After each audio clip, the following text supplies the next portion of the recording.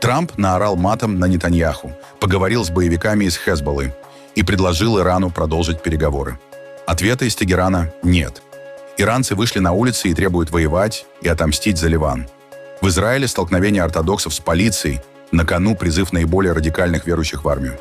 Буданов считает, что войну России с Украиной можно закончить к зиме. Финансисты пытаются убедить Путина, что экономика России почти капитулировала. В Колумбии тоже выбирают между войной и переговорами. Все решит второй тур голосования. А в Венгрии Петр Мадьяр начал процедуру импичмента президента, назначенного еще при Орбане. А теперь об этом подробно и по делу. Это один день. Подпишитесь, поставьте лайк этому видео и оставьте свой комментарий. Заранее спасибо и начинаем.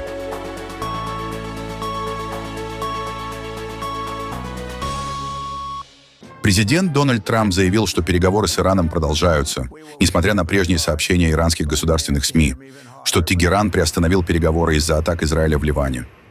Переговоры с Исламской Республикой Иран продолжаются быстрыми темпами. Благодарю за внимание к этому вопросу. Президент Дональд Джей Трамп. Ранее Трамп и его администрация заявляли, что нередко получают от Ирана противоречивые сигналы. Публично и по закрытым каналам. Незадолго до заявления о продолжении переговоров Трамп также написал в Truth Social, что провел продуктивный разговор с Биньямином Нетаньяху, в ходе которого израильский премьер сообщил ему, что не будет направлять войска в Бейрут. У меня состоялся очень продуктивный разговор с премьер-министром Израиля, Биби Нетаньяху, и никаких войск в Бейрут направлено не будет, а все подразделения, которые уже были в пути, развернуты обратно. Кроме того, через представителей на высоком уровне у меня состоялся очень хороший разговор с Хезболлой, и они согласились полностью прекратить огонь. Израиль не будет атаковать их, а они не будут атаковать Израиль. Президент Дональд Джей Трамп. Биньямин Нетаньяху заявил, что лично предупредил Дональда Трампа. Израиль продолжит удары по Бейруту, если Хезболла не прекратит атаки на израильские города. По словам премьер-министра, речь идет об ударах исключительно по террористическим целям. Сегодня вечером я поговорил с президентом Трампом и сообщил ему, что если Хезболла не прекратит атаки на наши города и граждан, Израиль нанесет удары по террористическим целям в Бейруте. Эта наша позиция остается неизменной. Параллельно армия обороны Израиля продолжит действовать в Южном Ливане в соответствии с планом. Между Дональдом Трампом и Биньямином Нетаньяху произошел один из самых жестких разговоров с момента возвращения Трампа в Белый дом. По данным Axios, президент США в грубой форме и матом потребовал от израильского премьера прекратить эскалацию в Ливане и отказаться от удара по Бейруту. Источники издания утверждают, Трамп был взбешен действиями Израиля, которые поставили под угрозу переговоры США и Ирана. Два источника сообщили, что Трамп заявил, именно он помог Нетаньяху избежать тюрьмы, имея в виду свою поддержку во время коррупционного процесса против израильского премьера. Пересказывая слова Трампа, сказанные Нетаньяху, американский чиновник привел такую цитату: «Ты совсем с ума сошел. Если бы не я, ты бы уже сидел в тюрьме. Я спасаю твою задницу. Теперь тебя все ненавидят. Из-за этого все ненавидят Израиль». Второй источник, осведомленный о содержании разговора, сообщил, что Трамп был в ярости и в какой-то момент закричал Нетаньяху: «Какого хрена ты творишь?» По данным Axios, Белый дом опасается, что масштабная операция против Хезболлы окончательно сорвет американо-иранские переговоры. Ранее Тегеран уже пригрозил выйти из диалога из-за ударов Израиля по Ливану. Американские чиновники утверждают, Трамп признал право Израиля на самооборону после обстрелов со стороны Хезболлы, но считает, что Нетаньяху начал действовать непропорционально, включая удары по жилым кварталам и угрозы атаки на Бейрут. А перед этим, в понедельник вечером, корпус стражей Исламской революции призвал жителей севера Израиля срочно покинуть свои дома после новых ударов Израиля по южным пригородам Бейрута, районам, которые контролирует Хезболла. В частности, в нем говорится, что население северных районов Израиля должно эвакуироваться, если не хочет пострадать. Нетаньяху, продолжая свои агрессивные действия, угрожает нанести удары по Дахии и Бейруту и выпустил предупреждение об эвакуации для их жителей. Учитывая неоднократные нарушения режима прекращения огня со стороны режима, если эта угроза будет реализована, мы предупреждаем жителей северных районов и военных поселений на оккупированных территориях покинуть эту местность, если они не хотят пострадать. Обострение произошло после приказа Биньямина Нетаньяху нанести удары по объектам Хезболлы в Южном Бейруте. По данным ливанских СМИ и катарской телекомпании Аль-Джазира, атаки вызвали новую волну бегства мирных жителей. С начала конфликта свои дома в Ливане уже покинули более 1 миллиона человек. Иранское государственное телевидение одновременно предупредило: Режим прекращения огня между Тегераном и Вашингтоном, достигнутый в апреле, может фактически рухнуть, если Израиль продолжит операции против поддерживаемой Ираном Хезболлы. Министр национальной безопасности Израиля Итамар Бен-Гвир призвал Биньямина Нетаньяху отвергнуть давление Дональда Трампа и продолжить удары по Хезболле в Ливане. Господин премьер-министр, вы сказали, что сильный премьер-министр говорит президенту Соединенных Штатов «да», когда это возможно, и «нет», когда это необходимо. Сейчас настал момент сказать нашему другу, президенту Трампу, «нет». Сейчас время сделать то, что требуется и необходимо – нанести удар по Хезболле, развязать руки нашим бойцам и вернуть безопасность Северу. Напомним, Бен-Гвир – один из самых жестких и радикальных политиков нынешнего израильского правительства. Лидер ультраправой партии Оцма Ягудит давно выступает за максимальное военное давление на палестинские группировки Иран и Хезболлу. Ранее он неоднократно требовал расширения операций в Газе и жестких действий против Ливана. На улицы Тегерана, Кумы, Мешхеда и других иранских городов вышли тысячи сторонников ливанской террористической группировки Хезболла. Акции прошли на фоне резкого обострения вокруг Ливана после ударов Израиля по южным пригородам Бейрута и переговоров о новом прекращении огня. По данным иранских государственных СМИ, участники митингов выражали поддержку ливанскому движению и осуждали действия Израиля и США. Ливанцы были рядом с иранцами в самые тяжелые моменты для Ирана и поддерживали нас. Можно сказать, что они втянули себя в эту войну, и их нужно поддержать. На мой взгляд, каждый из нас несет перед ними ответственность. Военные действия нужны, потому что они не понимают дипломатии. Над их головами должна висеть сила – война. Единственное – продолжать наносить удары, пока не наступит разрушение и месть. Потому что с самого начала мы говорили, что поддерживаем Ливан, что не оставим Ливан и будем рядом с ним. Это, безусловно, отвечает нашим интересам. Именно этого хотят и все жители Ирана. Просто быть рядом с ними и иметь возможность поддерживать их любым возможным способом, если это сочтут необходимым, даже начать военные действия. Мое личное мнение, мы должны быть рядом с ними. Сегодня после угрозы со стороны Ирана Израиль немного отступил, но, к сожалению, враг продолжает свою враждебность. Сегодня мы должны стоять твердо и решительно, и пока мы не отомстим за кровь наших мучеников, особенно нашего лидера, не должно быть никаких переговоров. При этом дипломатическая ситуация развивается в противоположном направлении. Ливанское посольство в Вашингтоне сообщило, что Хезболла согласилась на американское предложение о взаимном прекращении атак с Израилем. План предполагает остановку ударов по Бейруту в обмен на прекращение обстрелов из Ливана. Эту информацию подтвердили представители ливанского руководства и близкие к группировке Хезболла политики. По данным Reuters и Axios, сама террористическая группировка готова поддержать полноценное прекращение огня при условии ответных шагов Израиля. Однако ситуация остается крайне нестабильной. Израильские войска продолжают операции на юге Ливана, а Иран уже предупредил, что дальнейшая эскалация может сорвать более широкие переговоры между Тегераном и Вашингтоном. ООН заявила, что глубоко встревожена угрозой ударов по району Дахия, главному оплоту Хезболлы в Бейруте. Представитель Генсека ООН Стефан Дюжарик предупредил: ситуация вызывает панику среди мирного населения и усиливает гуманитарный кризис в Ливане. Могу сказать, что мы глубоко встревожены эскалацией военной активности по всему югу Ливана и за его пределами. Израильские предупреждения о неизбежных ударах по южным пригородам Бейрута вызывают серьезную обеспокоенность и усиливают страх и неопределенность среди населения Ливана. Мы вновь подчеркиваем, что гражданские лица и гражданская инфраструктура не должны становиться целями. Мы призываем все стороны соблюдать прекращение боевых действий и избегать дальнейшей эскалации. Мы осуждаем любые жертвы среди гражданского населения. Альтернативы дипломатическому решению, способному разорвать цикл насилия и обеспечить устойчивую стабильность по обе стороны голубой линии, не существует. Возобновляющимся завтра при посредничестве США переговорам между Ливаном и Израилем необходимо дать реальный шанс на успех. Самое важное, чтобы государство Ливан, ливанские вооруженные силы и государственные службы безопасности обладали монополией на оружие, как и в любой другой стране, чтобы иметь возможность защищать собственные границы. Новая атака на судно в Персидском заливе. По данным иракских властей, неназванное грузовое судно получило повреждения примерно в 40 морских милях к юго-востоку от порта Ум-Каср. Сначала произошел мощный взрыв по правому борту.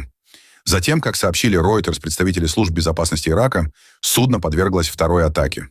Предварительно, с использованием беспилотника. Британская служба морской безопасности УКМТ ранее сообщила, что корабль был поражен неким снарядом неизвестного происхождения. после чего на борту начался пожар. Позже огонь удалось локализовать. Информация о погибших пока не поступала. Название корабля официально не раскрывается. Однако ряд американских и ближневосточных СМИ сообщает, что речь может идти о контейнеровозе под панамским флагом. Ответственность за атаку пока никто не взял. В Иерусалиме вновь вспыхнули столкновения между ультраортодоксальными евреями и израильской полицией из-за военного призыва. Тысячи представителей харидим вышли на улицы, протестуя против попыток властей расширить мобилизацию учащихся религиозных семинарий на фоне продолжающихся войн сразу на нескольких фронтах. По данным израильских СМИ, протестующие перекрывали дороги, вступали в стычки с полицией, поджигали мусорные контейнеры и блокировали общественный транспорт. Для разгона демонстраций полиция применяла водометы, конные подразделения и спецсредства. В отдельных районах движение оказалось практически парализовано. Причина кризиса – попытка пересмотреть многолетнюю систему освобождения ультраортодоксальных мужчин от службы в армии. С момента основания Израиля учащиеся и ешив могли не проходить призыв.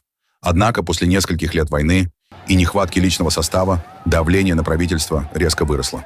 Верховный суд Израиля ранее признал систему массовых освобождений незаконной. По данным The Times of Israel, армия уже разослала десятки тысяч повесток. Однако большинство харидим продолжают игнорировать призыв. Для ультраортодоксальных общин военная служба считается угрозой религиозному образу жизни. А многие радикальные группы называют мобилизацию войной против Торы. Политический вопрос остается одним из самых опасных для правительства Биньямина Нетаньяху. Его коалиция во многом зависит от поддержки ультраортодоксальных партий, которые требуют сохранить льготы для учащихся религиозных школ. Глава Офиса президента Украины Кирилл Буданов заявил, что завершение войны с Россией до наступления зимы остается реалистичным сценарием. По его словам, такую задачу поставил Владимир Зеленский на фоне попыток возобновить переговорный процесс. Сам Зеленский ранее заявил, что Киев хочет использовать улучшение своих стратегических позиций для продвижения мирных переговоров еще до начала холодов. Однако дипломатический процесс фактически застопорился. Внимание Вашингтона в последние месяцы переключилось на кризис вокруг Ирана. Это поручение президента как можно быстрее попытаться остановить эту войну. И я подтверждаю, это действительно его стремление как можно скорее, желательно до зимы, прекратить боевые действия. И я, как руководитель Офиса президента, точно буду делать все для того, чтобы достичь цели, поставленной президентом Украины. На мой взгляд, она абсолютно правильная, своевременная и продуманная. Несколько дней назад было официальное сообщение от президента о том, что в ближайшее время ожидается визит американской делегации. Это все, что я могу сказать. Все это подтверждается, и мы все готовимся к этой встрече. Они подтвердили свой визит? Они подтвердили, что планируют в ближайшее время прибыть в Киев и в Москву. А тем временем The New York Times со ссылкой на свои источники в российском руководстве пишет, что в Кремле устали от регулярных визитов спецпосланников президента США Дональда Трампа, которые ведут переговоры с Путиным и хотят изменить формат диалога. По словам источников, в Москве они публично дали понять, что хотят стабильного дипломатического процесса с рабочими группами и регулярными встречами. Также источники утверждают, что Кремль заинтересован в назначении американского посла в России. Должность остается вакантной уже около года. Некоторые эксперты, которые за кулисами пытались содействовать началу переговоров, считают, что ошибка администрации заключается в чрезмерной ставке на эпизодические телефонные разговоры и визиты спецпосланников, без постоянной ежедневной дипломатической работы, необходимой для поддержания переговорного процесса. Этот конфликт уже созрел для завершения, заявил Томас Грэм, американский дипломат с многолетним опытом, работавший в Москве еще до распада Советского Союза и курировавший стратегический диалог с Кремлем при администрации Джорджа Буша-младшего. Настроения в Москве изменились. Ситуация на фронте уже иная. Украинцам удалось стабилизировать линию соприкосновения. Экономические проблемы в России нарастают. Появляется и политическое недовольство. Внутри Кремля уже обсуждают, как представить происходящее как победу.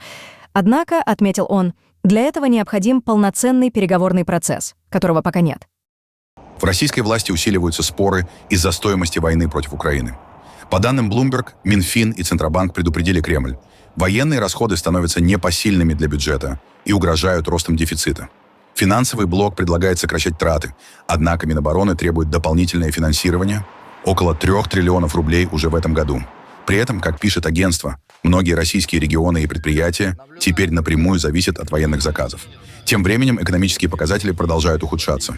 Reuters сообщает, что рост российской экономики замедлился примерно до 1%, а в первом квартале 2026 года ВВП впервые за последние годы ушел в минус. Financial Times со ссылкой на министра финансов Антона Силуанова пишет: расходы на войну могут превысить бюджет минимум на 2 триллиона рублей. Дополнительное давление создают удары украинских дронов по российским нефтеперерабатывающим заводам. По данным Bloomberg, переработка нефти в России опустилась до минимума за 16 лет, а Москве пришлось ограничивать экспорт авиационного топлива. Как отмечает агентство, в Кремле рассчитывали, что после встречи Трампа и Путина в 2025 году война завершится и военные расходы удастся сократить. Но теперь даже рост цен на нефть не способен компенсировать структурные проблемы российской экономики. На этом фоне Владимир Путин вновь обвинил Украину в новой серии преступлений после ударов по территориям, контролируемым Россией в Луганской и Херсонской областях, вернувшись к интонациям и риторике начала 2022 года. Ну что ж, похоже, что именно сознательно совершая тяжелейшие преступления против детей, подростков в педагогическом колледже Старобельске, и вот сейчас в Геничинске киевская верхушка решила открыть новую страницу в череде своих преступлений, придать новое качество конфликту в целом. Ну что ж, это их выбор. Ладно, мы еще сейчас поговорим в закрытом режиме. Киев ранее неоднократно заявлял, что наносит удары исключительно по объектам, используемым российскими войсками и военной инфраструктурой на оккупированных территориях. В Колумбии одни из самых напряженных президентских выборов за последние годы. После первого тура страна фактически раскололась между жестким правым курсом и продолжением левой политики Густаво Петро. Во второй тур выходят два кандидата. Правый популист и политический новичок Абелардо де ла Эсприэлья набирает около 44% голосов.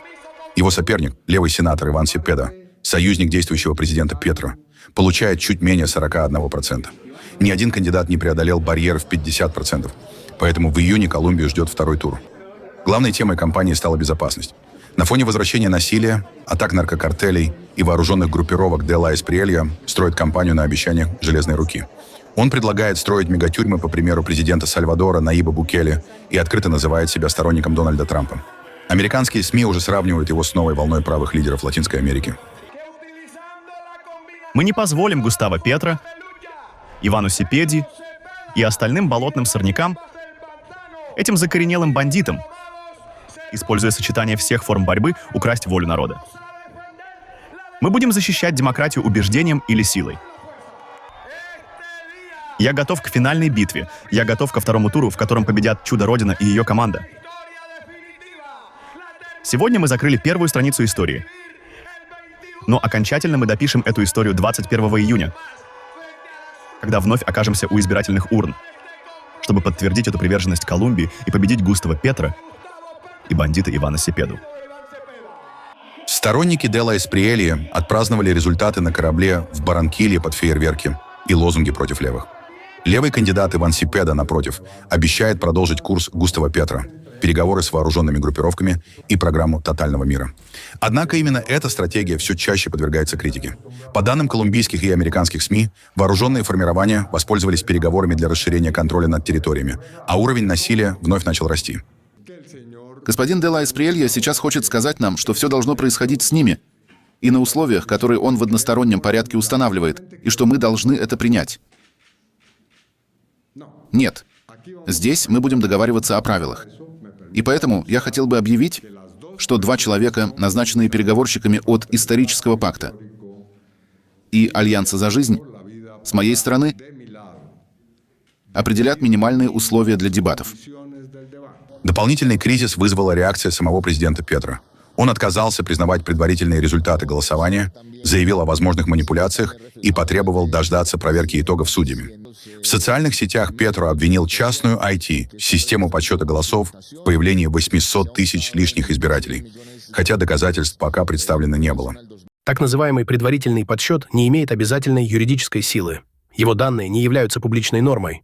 Как президент, я не принимаю результаты предварительного подсчета частной фирмы братьев Баутиста, поскольку алгоритмы программного обеспечения для подсчета и проверки голосов должны были оставаться неизменными, однако за последнюю неделю они трижды изменялись и были добавлены 800 тысяч бюллетеней для лиц, отсутствующих в официальном избирательном реестре. В настоящий момент существует два реестра. Официальный и тот, который использует программное обеспечение братьев Баутиста, содержащее на 800 тысяч человек больше. Уже оспоренные избирательные участки демонстрируют, что сотни тысяч голосов были добавлены без наличия самих избирателей. Поэтому, в соответствии с законом, обязательными результатами, которые президент будет учитывать и принимать, являются результаты комиссий по проверке голосов, возглавляемых судьями республики. При этом международные наблюдатели и избирательные власти заявляют, что само голосование прошло в целом спокойно. На участке вышли более 40 миллионов избирателей, включая представителей коренных народов в департаменте Каука. Теперь Колумбия подходит ко второму туру как к референдуму о будущем страны. Продолжение левого эксперимента Петро. Или резкий поворот вправо с курсом на силовое подавление преступности и более тесное сближение с Вашингтоном. Премьер-министр Венгрии Петр Мадьяр заявил, что начнет процедуру отстранения президента Томаша Шуйока, если тот откажется добровольно уйти в отставку. По словам главы правительства, соответствующие законодательные инициативы уже подготовлены, а сам процесс может занять около месяца. Я сообщил президенту, что если он сохранит свою позицию и не уйдет в отставку, то сегодня я проинформирую депутатов партии ТИСа о наших законодательных предложениях, и мы немедленно начнем необходимые процедуры. Могу сказать, что этот процесс займет около месяца. Мы постараемся как можно быстрее принять необходимые законы. И да, речь идет об отстранении всех марионеток, всех, кто участвовал в этой кадровой ротации, и вместо того, чтобы способствовать укреплению венгерской демократии и верховенства права, участвовал в их разрушении за многие миллионы форинтов. Мадьяр обвиняет президента в том, что тот действует в интересах прежней власти и не выполняет роль объединяющей фигуры государства. В свою очередь, партия Фидес, бывшего премьер-министра Виктора Орбана, назвала требования правительства незаконными и заявила, что президент имеет действующий мандат до 2029 года. Несмотря на в основном церемониальный статус должности, президент Венгрии обладает правом возвращать законы на повторное рассмотрение или направлять их в Конституционный суд. В Санкт-Петербурге завершаются приготовления к Петербургскому международному экономическому форуму, который пройдет с 3 по 6 июня. Форум станет уже 5-м, проводимым в условиях войны России против Украины. Главной темой мероприятия заявлен экономический рост. Однако российская экономика сталкивается с замедлением темпов развития, высокой ключевой ставкой и последствиями западных санкций. Дополнительное давление оказывают атаки украинских беспилотников на объекты инфраструктуры и промышленности. Ожидается, что участники форума обсудят меры поддержки экономики, развитие цифровых платформ и использование технологий искусственного интеллекта. В то же время ряд экспертов отмечает, что без роста инвестиций и потребительского спроса добиться ускорения экономики будет непросто. Флорида подала иск против OpenAI и ее генерального директора Сэма Альтмана, обвинив компанию в введении пользователей в заблуждение относительно безопасности платформы ChatGPT. В иске утверждается, что сервис причиняет вред детям, предоставляя информацию преступникам, вредные советы относительно здоровья и безопасности и вызывая зависимость у молодых пользователей. Флорида стала первым штатом, предпринявшим судебные действия против компании. Генеральный прокурор штата Джеймс Утмайер, республиканец, подал иск в суд штата Флорида. Мы здесь, чтобы объявить, что недавно подали масштабный гражданский иск против Сэма Альтмана и ChatGPT за то, что они подвергают опасности наших детей и вводят родителей в заблуждение, заставляя их верить, что это приложение безопасно для использования. Это явно не так. Люди страдают, родителей обманывают, и за это придется заплатить. Сегодня мы хотим послать сигнал OpenAI. Готовьтесь к борьбе, и сейчас нет ничего важнее этого. Технологии уже здесь. Мы не собираемся от них убегать. Мы должны возглавить этот процесс и действовать на опережение. Это может быть полезно. Это может быть полезным инструментом. Более того, мы сами используем концепции ИИ, чтобы эффективнее отслеживать охотников на детей, сканировать интернет и находить людей, пытающихся причинить вред нашим детям. Да, есть и хорошие стороны, но такие люди, как Сэм Альтман, не должны создавать продукты, вызывающие зависимость, ориентированные на детей и побуждающие их к опасным действиям.